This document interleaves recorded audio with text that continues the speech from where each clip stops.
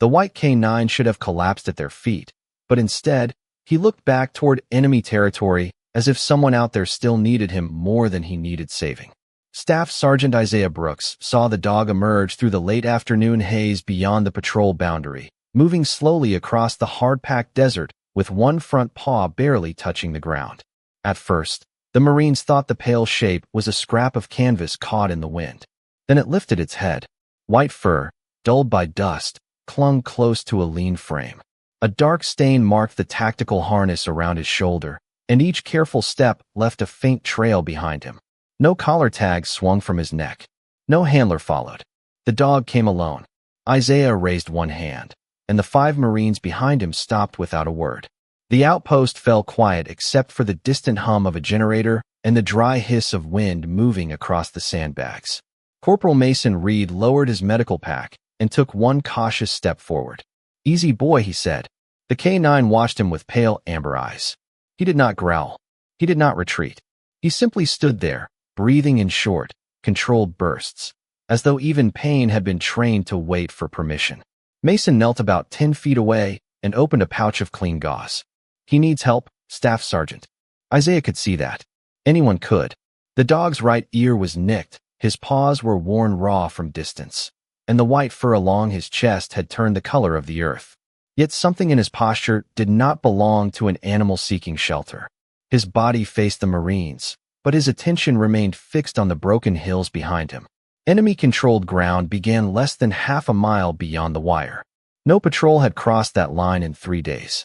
No aircraft had flown over it since a rescue helicopter disappeared during a dust storm. Isaiah studied the dog more carefully. Beneath the dirt and exhaustion, the animal carried himself with discipline. His ears moved at every sound.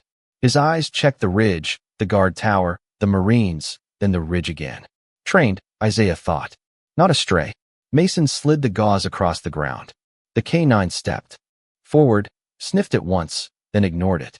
Instead, he lowered his head and gripped something hanging from the torn edge of his harness. Metal clicked softly against his teeth. He walked the remaining distance to Isaiah and dropped the object beside his boot.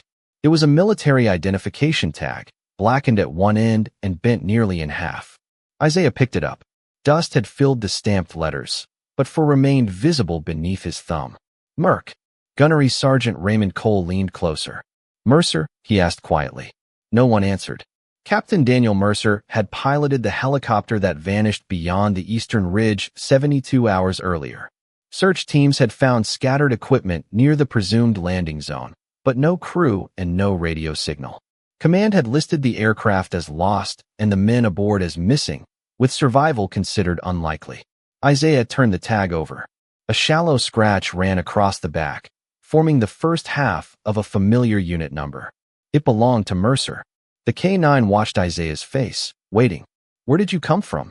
Lance Corporal Tyler Hayes whispered. At the sound of his voice, the dog turned toward the hills.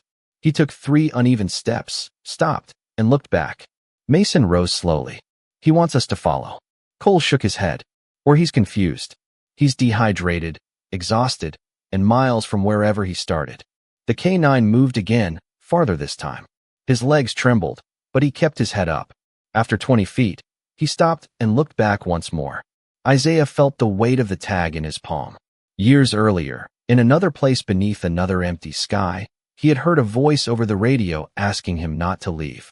Orders had forced him to withdraw. Time had never forgiven him for obeying. He closed his fingers around Mercer's tag. Mason watched him. Cole waited.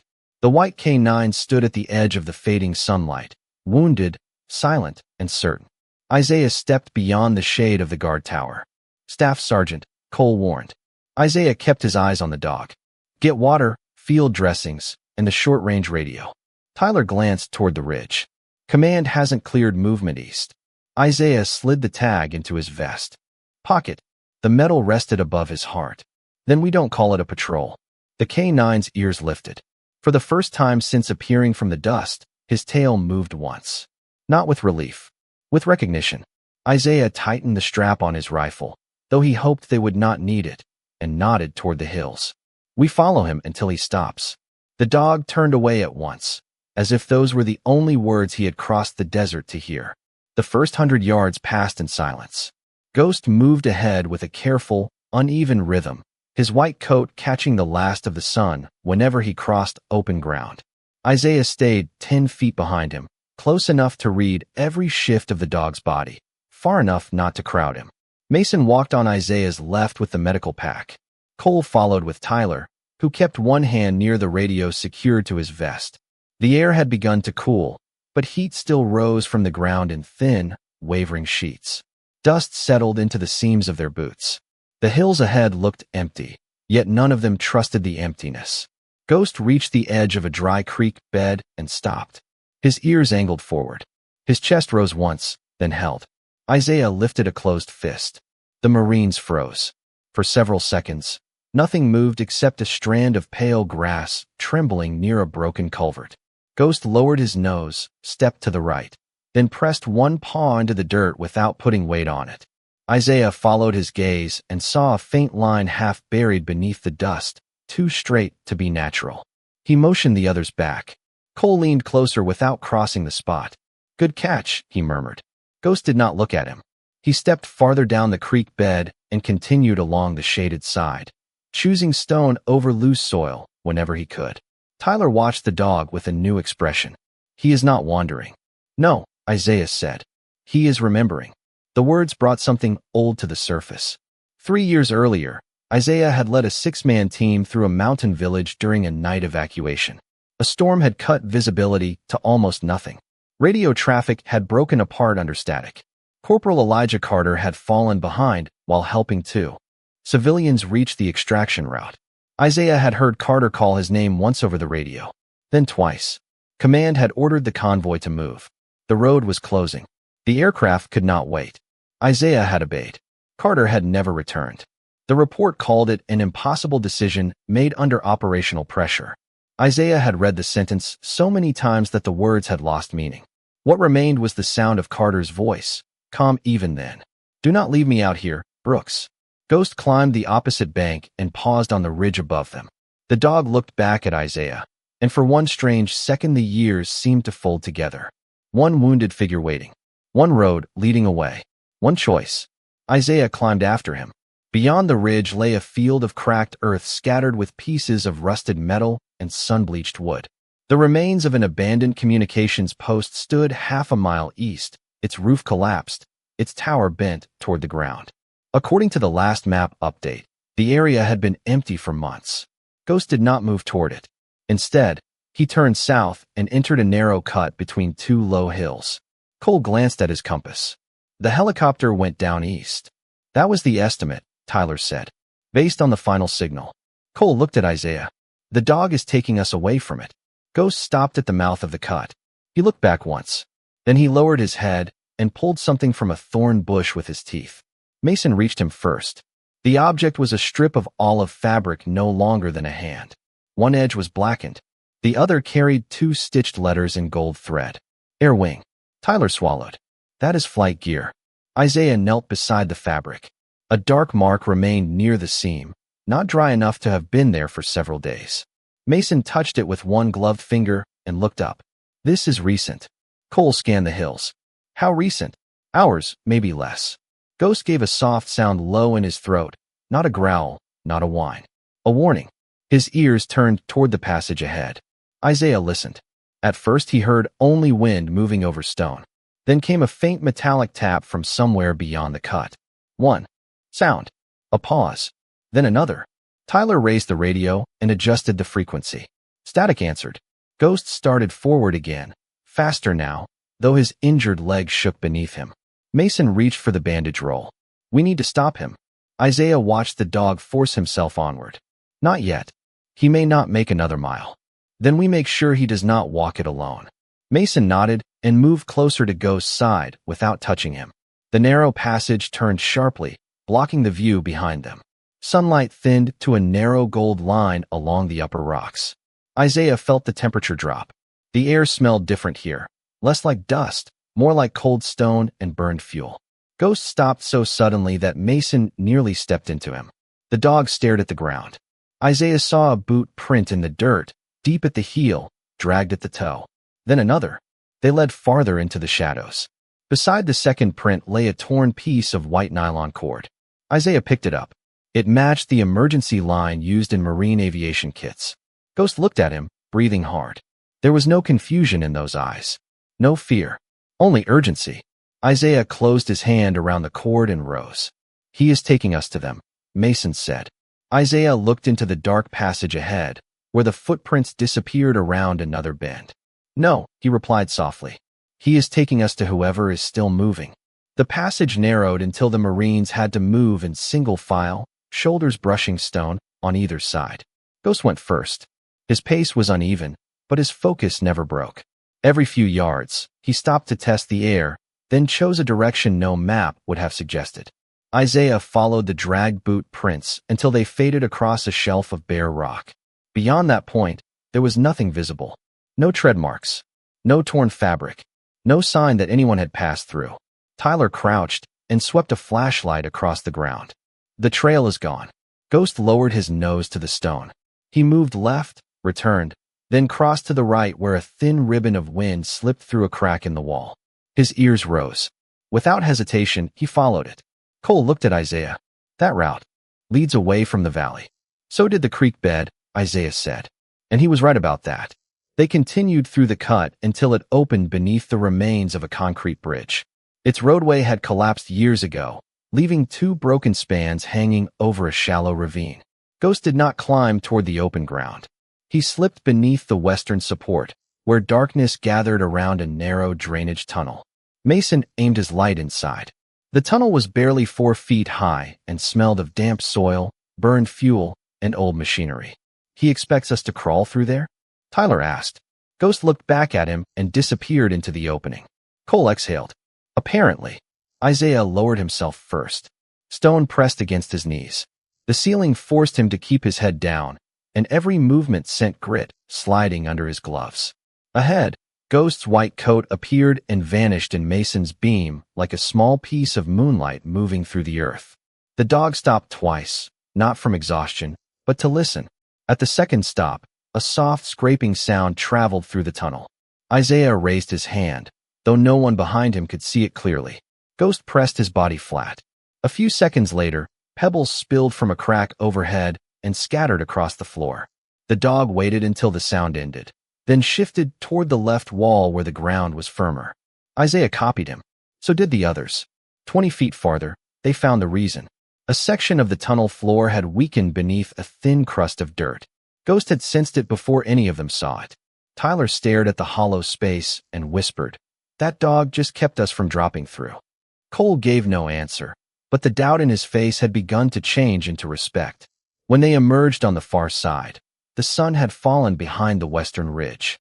The sky above the hills glowed copper and violet, while the ravine below had already filled with shadow. Ghost stood still, chest working hard. Mason knelt beside him and offered water from a collapsible cup. This time, the dog drank. Only a little. Then he turned his head toward a cluster of abandoned buildings about 300 yards away. Their windows were empty, and their walls leaned under years of wind. A faded red symbol remained on one door. Tyler checked the map. Old service station. It connects to the southern access road. Cole studied the slope between them and the buildings. The direct route is open ground. Ghost started downhill, but not toward the road. He moved along the base of the ridge, choosing a line hidden by rock and dry brush. Isaiah noticed how often the dog glanced toward the buildings. He was not afraid of them. He was measuring them. Halfway down, Ghost stopped beside a patch of brittle grass and touched his nose to the soil. Isaiah saw nothing until the light struck a shallow impression near a stone. A knee print. Beside it lay a tiny square of clear plastic from a medical dressing. Mason picked it up. "Someone treated an injury here." "Mercer?" Tyler asked. Mason shook his head. "Could be anyone from the crew." Ghost moved again, following a path that existed only to him. The scent must have been faint, scattered by wind and dust, but he carried it with the certainty of a compass. Near the first building, he suddenly stepped across Isaiah's path and leaned his weight against the Marine's leg. Isaiah stopped. Ghost's ears pointed toward the doorway. A loose sheet of metal shifted inside, tapping once against the wall. Then silence. Cole scanned the windows. Tyler held the radio close, but only static breathed through the speaker. Ghost did not enter. He circled behind the building and found a narrow space between the wall and a fallen water tank. There, caught on a twisted piece of wire, hung another strip of flight suit fabric. Below it, pressed into the dust, was a fresh handprint. Isaiah crouched beside it. The fingers had dragged toward the south, away from the building. Ghost lowered his nose over the print, then looked toward the fading trail beyond the ruins. A soft sound left his throat. Not fear. Recognition. Mason examined the ground and pointed to a dark speck beside the palm mark. Whoever left this was here recently. Tyler looked toward the empty road. Then why avoid the shelter? Isaiah rose slowly. The question settled over them with the cooling air. Ghost had not brought them to the building because the person they followed had not trusted it.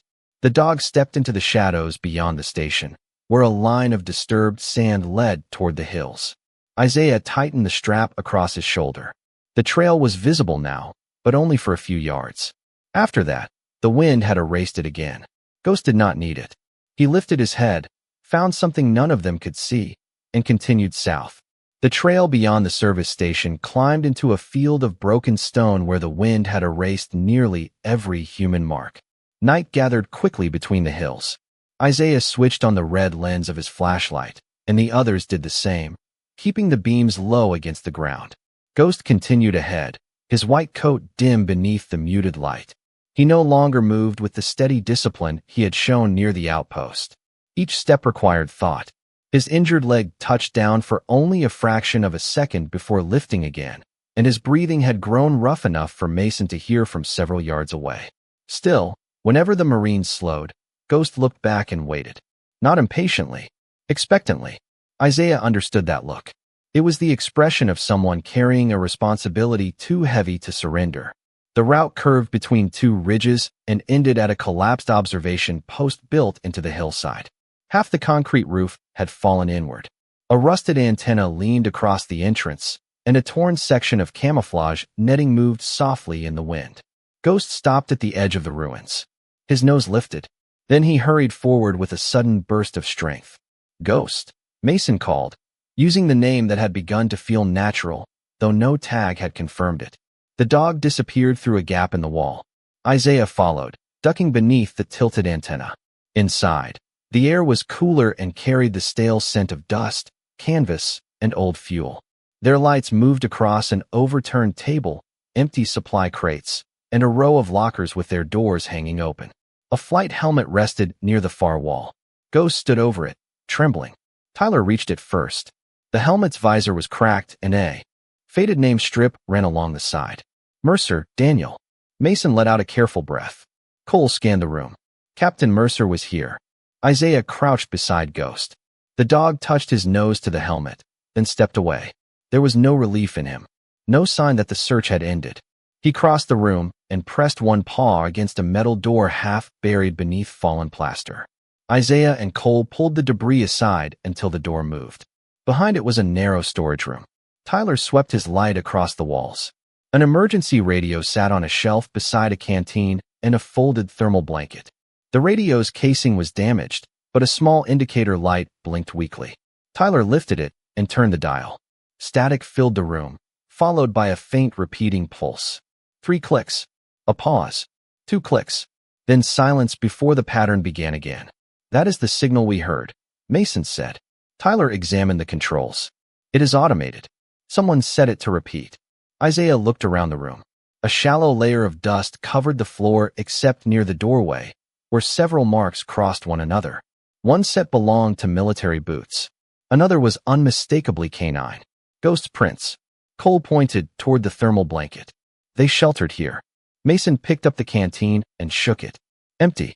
Not for long. Near the back wall, Isaiah found a small field notebook beneath a broken shelf. Most of its pages had been torn out, but one remained. A line had been written in block letters with a grease pencil. Moving south. Bennett cannot walk far. Ghost went for help. Tyler read it twice. Bennett was with Mercer's crew. Private Noah Bennett, Cole said. Flight technician. 22 years old. Isaiah studied the message. Mercer sent the dog. Ghost gave a soft whine from the doorway. He was facing south again. Mason knelt beside him. He brought us exactly where Mercer expected. Isaiah looked at the helmet, the radio, and the abandoned shelter. Everything had been placed to guide a rescue team, but the team had arrived too late to find them there. The signal was not a voice calling from beneath the ruins. It was a marker left behind by people forced to keep moving. Ghost took one step toward the exit, but his front leg folded. Mason caught him before he struck the floor. The dog struggled to rise immediately. "No," Mason whispered. "Not this time." He opened his pack and began cleaning the injured leg while Ghost watched the doorway. The K9 remained still only because Isaiah placed Mercer's helmet beside him. Ghost pressed his nose against the name strip, and the tension in his body eased for a moment. Mason wrapped the leg carefully. He has pushed himself too far. He needs rest, water, and more care than I can give him out here. Cole looked toward the dark opening. So do the men we are tracking. Isaiah took a slow breath. Every choice now carried a cost. Stay, and Mercer and Bennett might lose the little time they had. Move, and Ghost might not survive the journey he had begun. Isaiah removed the strap from his equipment bag and helped Mason shape it into a support sling beneath the dog's chest. "We carry part of his weight," he said. Ghost looked up at him as if measuring the promise. Then, from somewhere beyond the southern ridge, a faint sound traveled through the night. Not the repeating clicks of the radio. A single metallic knock. A pause. Then 3 more, weak but deliberate.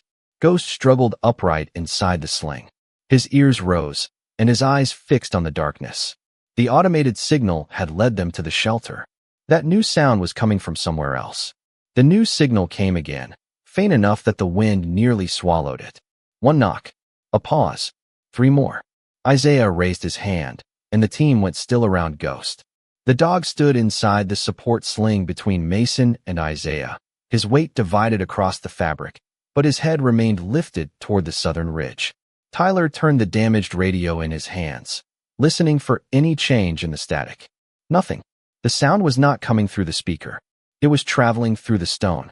Cole stepped outside the ruined observation post and faced the darkness. "There is an old service tunnel beyond that ridge," he said. It fed power lines to the station before the place was abandoned. Tyler checked the map under the red glow of his flashlight. "The entrance should be about 400 yards south." Isaiah looked down at Ghost. "Then, that is where we go." They left Mercer's helmet behind beside the repeating radio, a marker for any team that might follow. Ghost resisted at first, trying to take full weight on his injured leg, but Mason kept a steady grip on the sling. "You already crossed miles alone," he whispered. "You do not have to prove anything now." The K9 glanced at him, then turned forward.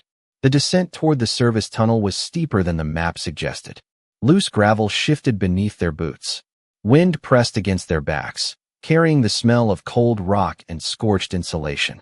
Isaiah felt the strap cut into his shoulder each time Ghost stumbled, but he did not loosen his grip. On the other side, Mason carried the same weight without complaint. The dog's body was lighter than it should have been, yet the responsibility of keeping him upright felt enormous.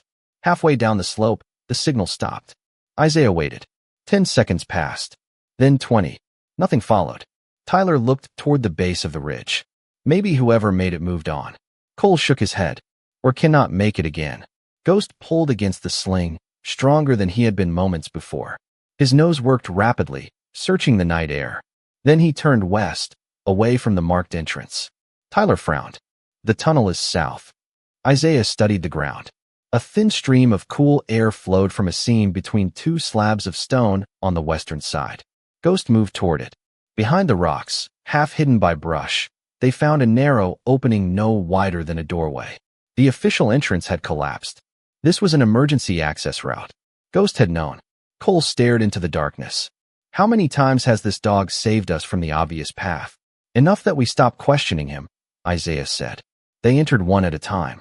The tunnel forced them to crouch, then opened into a wider corridor lined with rusted pipes. Moisture gathered along the ceiling and fell in slow, hollow drops. Their footsteps returned as soft echoes. Ghost's nails clicked against the concrete whenever Mason and Isaiah lowered him. Long enough to walk. The air grew colder with every 100 feet. Tyler tried the radio again, but the static faded into silence.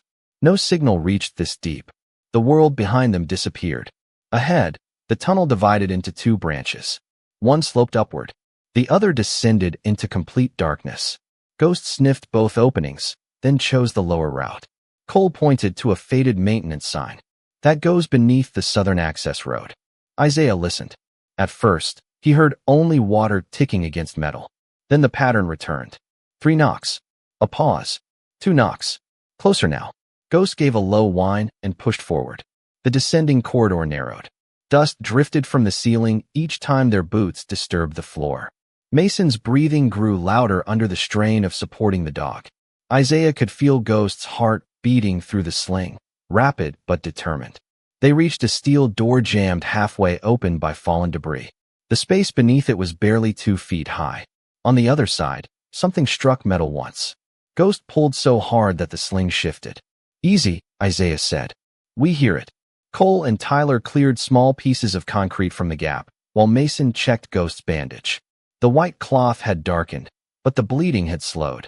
Ghost did not look at his leg. He watched the opening. Isaiah lowered himself and aimed his light through the gap. The beam crossed an empty chamber, a toppled workbench, and a row of storage lockers.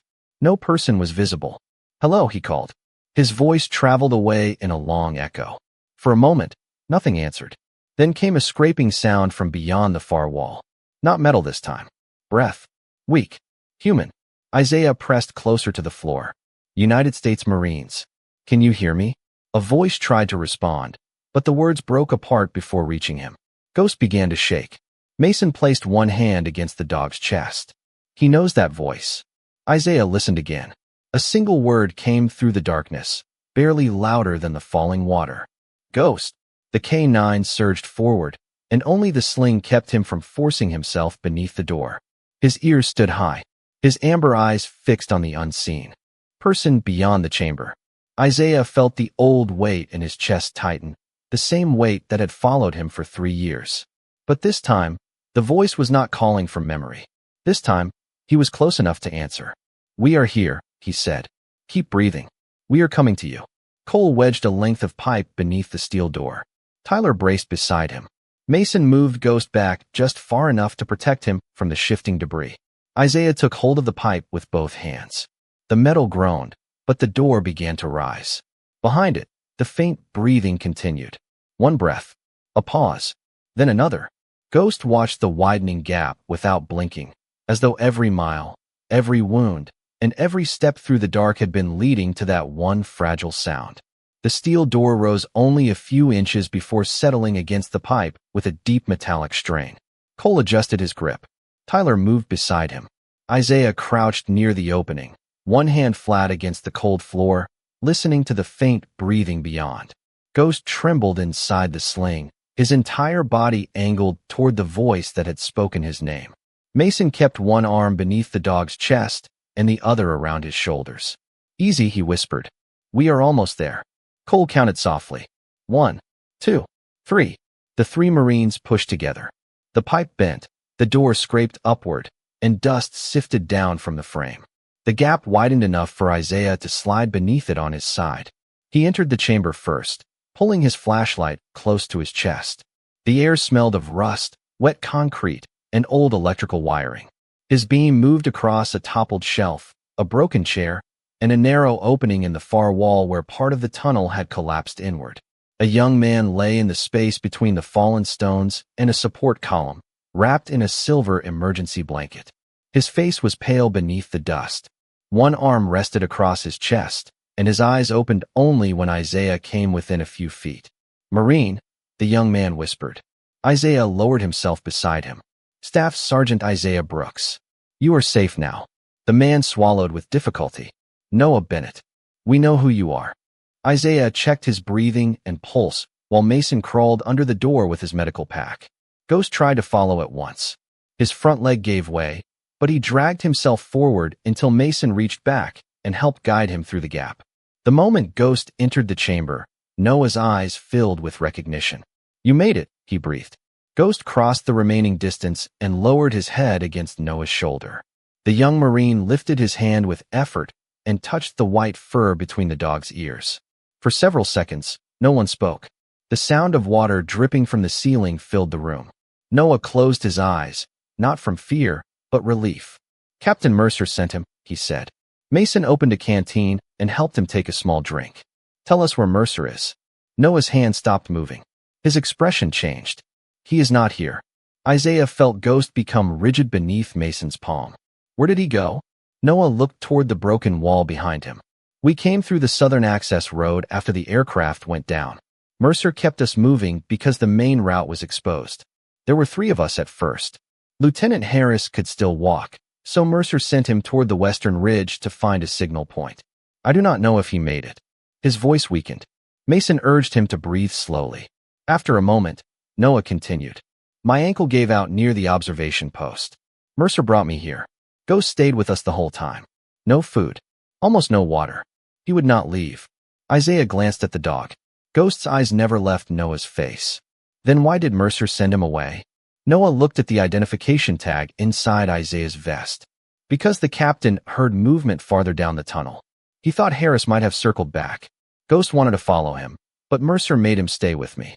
Then the ceiling shifted. Dusk came down. We lost sight of him behind the wall. Noah's breathing caught. I could hear Mercer calling for a while. Then nothing.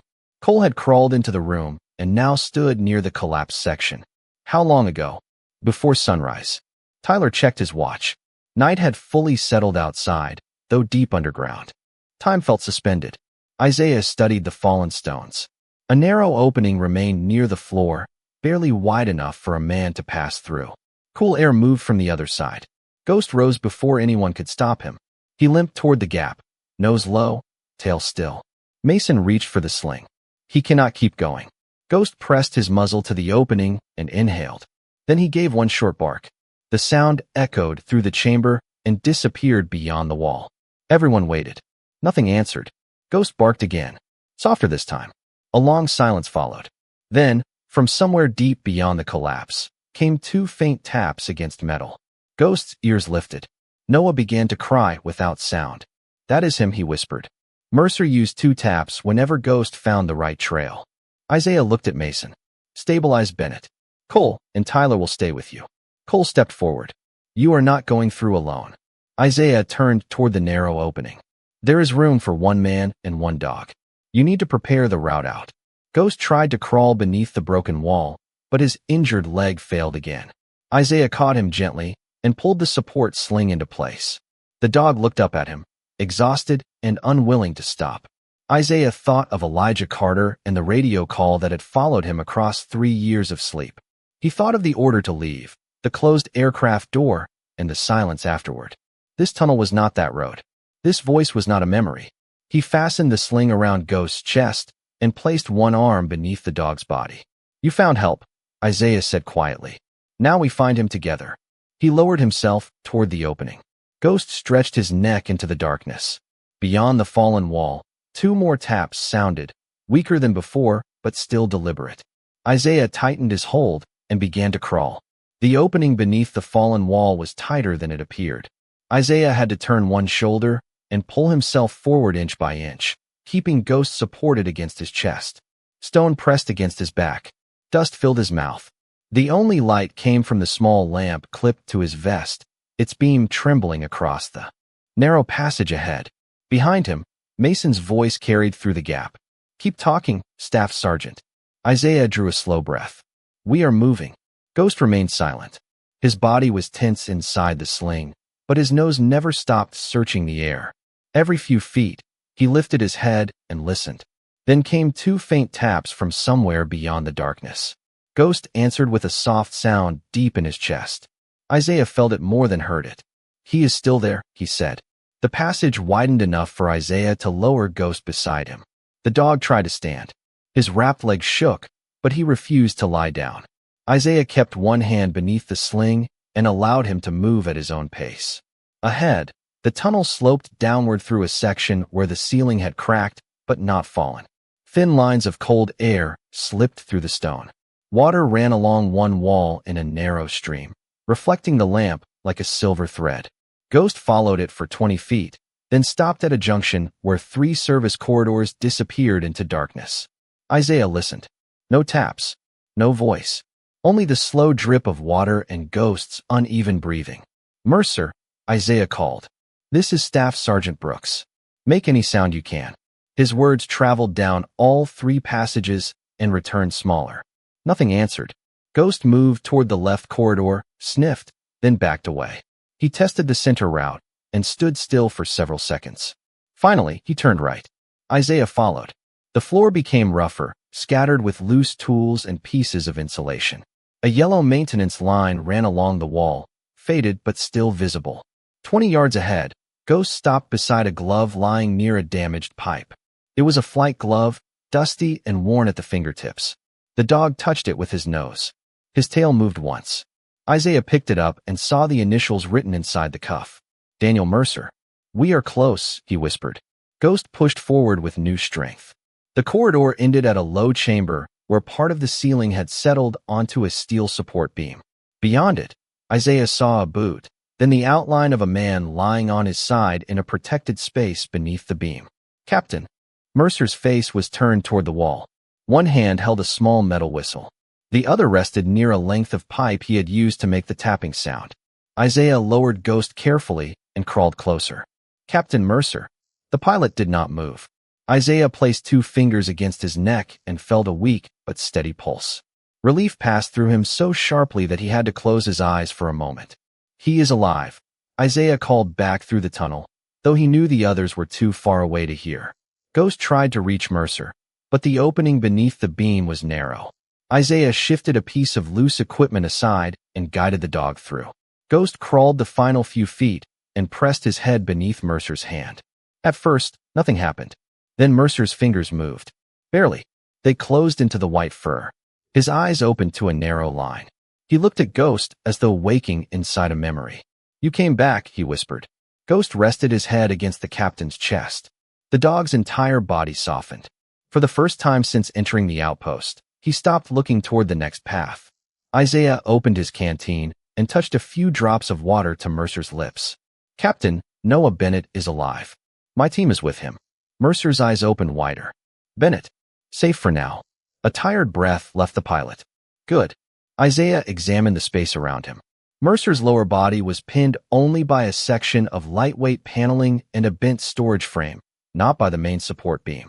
Moving him would be difficult, but possible. "Can you feel your legs?" "Yes." "Any trouble breathing?"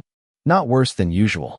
The answer carried the faintest trace of humor, and Isaiah knew the man was still fighting. He reached for the radio attached to his vest, but only silence answered. They remained too deep underground for a signal. Isaiah would have to return through the crawl space, bring the others forward, and prepare a way out. He looked at Ghost. The dog's eyes were closing. His mission had carried him across miles of heat, dust, and darkness. But now that he had found Mercer, the strength holding him upright was fading. Mercer noticed the bandage around Ghost's leg and the torn harness. "He would not leave me at first," he said softly. "I had to order him 3 times. Isaiah rested one hand on Ghost's shoulder. "He found us." Mercer's fingers tightened weakly in the fur. "No. He found someone who would listen." The words settled in the chamber. Isaiah thought of every moment the dog had stopped, every hidden route he had chosen, every time the Marines had doubted and followed anyway. Ghost had not crossed the desert because he believed rescue was certain. He had crossed it because someone was still alive, and that was enough. A low rumble moved through the stone behind them. Dust drifted from the cracked ceiling. Isaiah looked back toward the passage. The tunnel was shifting again. He placed Mercer's arm across his own shoulder and tested the weight of the bent frame. It moved less than an inch. Not enough. He needed coal. He needed Mason. He needed time. Ghost lifted his head at the sound of falling dust, then looked directly at Isaiah. The captain was found, but the mission was not finished. Isaiah leaned close to Mercer. "I am going back for the others." Mercer glanced at Ghost. "Take him with you." Isaiah shook his head. "He will not go." Ghost placed one paw against Mercer's arm, as if answering for himself. Another faint tremor passed through the chamber. Isaiah rose into a crouch and turned toward the narrow corridor. Behind him, Mercer's hand remained buried in the white fur. Ahead, the darkness waited, along with the only people strong enough to bring them all home.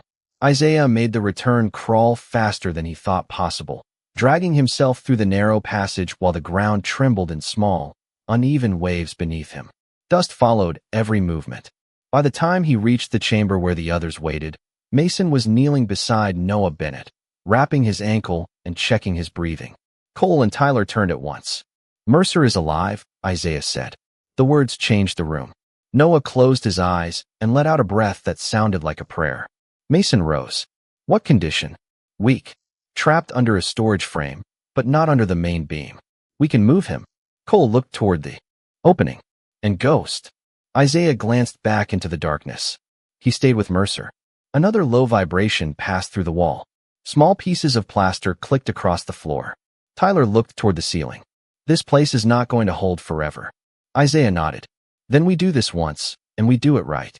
Mason prepared a compact stretcher from the medical pack. Cole secured rope around his chest. Tyler remained with Noah, giving him water and keeping the repeating pattern on the damaged radio alive in case rescuers reached the observation post. Isaiah and Cole entered the crawl space first. Mason followed with the folded stretcher tied behind him. The passage seemed tighter on the return. Every scrape of stone sounded louder. Every breath felt borrowed. When they reached the deeper corridor, Ghost's faint bark guided them through the right-hand turn. The dog had not moved from Mercer's side. His white body lay curled against the pilot's chest, rising and falling with each shallow breath. Mercer opened his eyes when Isaiah approached. "You brought the whole company," he murmured. Cole crouched beside the bent frame. "Only the handsome half, sir." Even Mercer managed the smallest smile. Mason checked the captain carefully, speaking in a calm voice as he worked. "We are going to lift the frame, slide you onto the stretcher, and move slowly. No sudden motion." Mercer nodded. Ghost tried to stand, but his leg failed beneath him. Isaiah caught him and lowered him gently. "Stay," he said. Ghost looked from Isaiah to Mercer, unwilling to choose between the two. "He stays with me," Mercer whispered. Isaiah positioned the sling beneath Ghost and fastened it to his own chest. "He stays with all of us." Cole placed both hands beneath the storage frame. Isaiah joined him. Mason counted. On 3, they lifted. The frame rose just enough for Mason to guide Mercer free. No rush. No shouting. Only controlled breath, straining arms, and the soft sound of Ghost whining against Isaiah's vest. When Mercer was secured on the stretcher, the first true tremor moved through the chamber. The steel support beam groaned above them. Dust poured down in a gray curtain. "Move," Cole said. Mason took the front of the stretcher. Cole took the rear. Isaiah followed with Ghost supported against his chest, one arm beneath the dog's body, the other braced against the wall. The corridor back felt twice as long. Mercer drifted in and out, but every time his eyes opened, they searched for Ghost. Isaiah kept the dog close enough that Mercer could see the pale shape beside him. At the crawl space, the stretcher would not fit. Tyler and Noah waited on the other side, voices faint through the wall. They had to transfer Mercer by hand. Cole crawled through first. Mason guided Mercer's shoulders while Isaiah supported his legs. Inch by inch, they moved him beneath the fallen stone. Ghost watched from the sling, trembling with exhaustion. When Mercer reached the far chamber, Noah reached for his hand. "Captain." Mercer turned toward the young Marine. "You stayed awake. You told me to." "Good man." The words were barely audible, but Noah held them as though they weighed more than metals. Tyler secured Mercer on the stretcher again. Cole lifted Noah carefully, placing one arm around his back. "You ready to leave?" Noah nodded. "As long as Ghost comes." Isaiah looked down at the dog. Ghost's eyes were half closed now. The urgency that had carried him through the night was gone. He had found the people he refused to abandon. What remained was trust. They began the long climb toward the emergency access route. Tyler led. Mason and Cole carried Mercer. Noah moved between them with support. Isaiah came last with Ghost. The tunnel seemed to breathe around them, cold air moving through cracks, water tapping against pipes, distant stones shifting in the dark. At the final incline, Ghost opened his eyes and looked back once toward Mercer. The pilot lifted 2 fingers from the stretcher. Ghost's tail moved weakly against Isaiah's arm. When they reached the surface, the night sky opened above them, black and wide, filled with stars. The air smelled clean after hours underground. Tyler raised the radio. At first, only static answered. Then a voice broke through, distant but clear. "Patrol team, identify." Isaiah looked at the men beside him, at Noah standing at Mercer breathing, at Ghost finally resting. He pressed the transmitter. "This is Staff Sergeant Brooks." We have 3 survivors. He paused and tightened his hold on the white K9. And one more Marine who brought us to them. The rescue helicopter found them 20 minutes later, guided by Tyler's radio and the small infrared beacon Cole placed on the ridge. Its lights appeared first, sweeping across the black hills like dawn arriving early. Wind from the rotors rolled dust over the ground, but no one turned away. Mason and Cole carried Mercer toward the landing zone. Tyler supported Noah. Isaiah followed with Ghost in his arms, the white K9 wrapped in a thermal blanket, his head resting beneath Isaiah's chin. The dog no longer watched the horizon. He watched Mercer. Even when the medical team lifted the captain onto the aircraft, Ghost kept one tired paw stretched toward the stretcher. Mercer saw it and reached down. His fingers touched the edge of the blanket.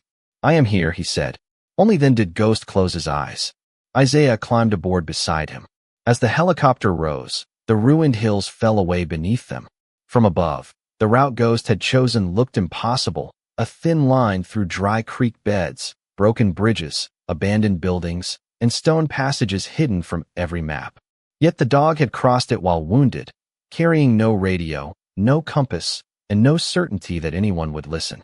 He had carried only a promise. At the field hospital, doctors took Mercer and Noah through separate doors. A veterinary surgeon met Isaiah in the corridor and reached for Ghost. The K9 stirred, searching for Mercer again. Isaiah placed one hand against his neck. "Your mission is over," he whispered. "Let us carry you now."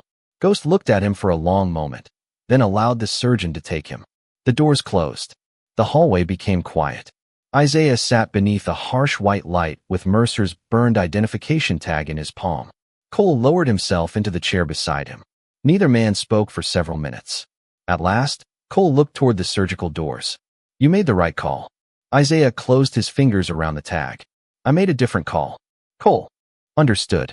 3 years earlier, Isaiah had obeyed an order and left Elijah Carter behind because there had been no path back. Tonight, a wounded dog had shown him that sometimes the path existed only after someone chose to take the first step. Near sunrise, Mason returned with news. Noah would recover. Mercer was stable. Ghost had lost too much strength, but the surgeon believed he would survive. Isaiah bowed his head. No celebration came. Only a slow breath he had carried for 3 years finally leaving his chest. Weeks passed. Mercer learned to walk without assistance. Noah began physical therapy and wrote a letter to Ghost every Sunday, though the dog could not read a word of it. The veterinarian pinned each letter beside his recovery kennel anyway. Ghost healed more slowly. His injured leg required careful treatment, and his body needed time to recover from the long journey. Isaiah visited whenever duty allowed. He never brought commands. He brought water, a worn tennis ball, and silence. At first, Ghost stayed near the back of the kennel, watching. Then one afternoon, he crossed the floor and rested his head on Isaiah's boot. Nothing dramatic happened. No music played. No one applauded. A tired man simply placed his hand on a scarred white head, and 2 survivors sat together in the afternoon sun. 3 months after the rescue, Mercer entered the rehabilitation yard wearing his flight jacket. Ghost saw him from nearly 50 yards away. The dog froze. His ears rose. Then he ran. Not perfectly, not quickly, but with every piece of strength he had rebuilt. Mercer lowered himself to one knee. Ghost reached him and pressed into his chest so hard that both nearly lost balance. Mercer buried his face in the white fur. Isaiah stood near the fence, watching without speaking. He did not need to hear what passed between them. Some promises had no language. Later, Mercer approached Isaiah with a new leather collar in his hands. The burned identification tag had been cleaned and straightened. Beside it hung a small metal plate engraved with 4 words. "No one walks out alone." Mercer fastened the collar around Ghost's neck, then handed Isaiah a second tag. It carried Elijah Carter's name. "Command found it in archived effects," Mercer said. "I thought it belonged with the man who kept carrying him." Isaiah held the tag under the warm light. For years, Carter's memory had been a door he could not open. Now it felt different. Not smaller. Not forgotten. Simply no longer abandoned in the dark. Ghost walked to Isaiah and sat beside him. One white shoulder touched the Marine's leg. Mercer stood on the other side. The 3 of them faced the open yard as evening settled over the base, soft and gold across the pavement. People later called Ghost a hero. They spoke of instinct, training, courage, and impossible endurance. All of it was true, but Isaiah knew the deeper truth. Ghost had not gone back because he believed he could save everyone alone. He had gone back because love had taught him that a living soul was never too far away to search for. And sometimes the quietest miracle is not that someone survives. It is that, somewhere in the darkness, someone refuses to stop looking.